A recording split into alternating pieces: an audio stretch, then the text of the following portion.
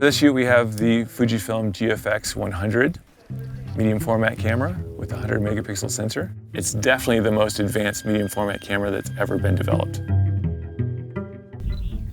My name is Michael Clark. I'm an adventure sports photographer from Santa Fe, New Mexico. In the last 7 or 8 years, I've become known as someone who's really pushing the envelope with strobes in the outdoors, and specifically with adventure sports.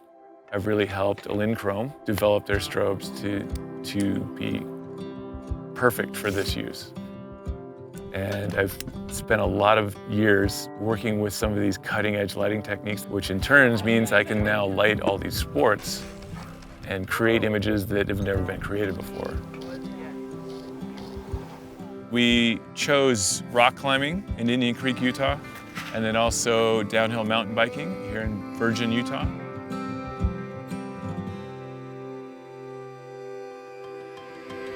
Rock climbing is a sport that's near and dear to my heart, and it allowed us to create some pretty interesting images using artificial lighting. There was one climb at the optometer wall called Anunnaki. To get some interesting lighting on that climb, we put Ted up on an adjacent route that's very up at the apex of where the two come together, and had him point the flash through this ceiling of the climb as if there's a hole up there, and there actually is a hole up there, but light never comes through it. Just to blast the route from a direction that you would never actually see, but it made for a fairly fascinating light.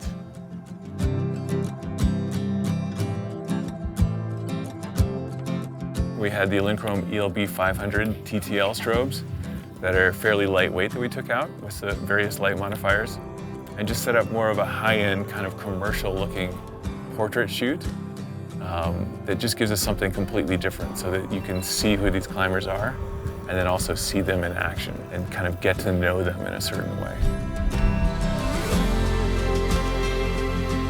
And the next day we were off to Virgin, Utah to shoot with Carson and Dusty and set up the strobe so we can get something completely different.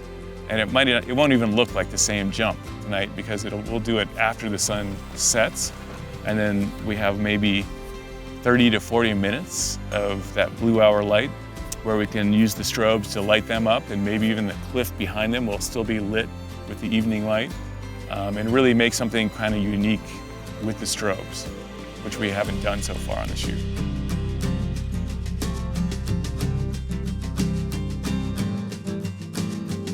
We were all pretty excited about what we got.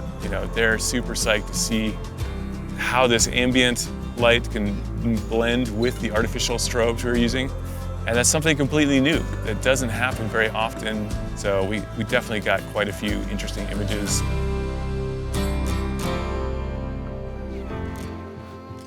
It's a very exciting time in photography.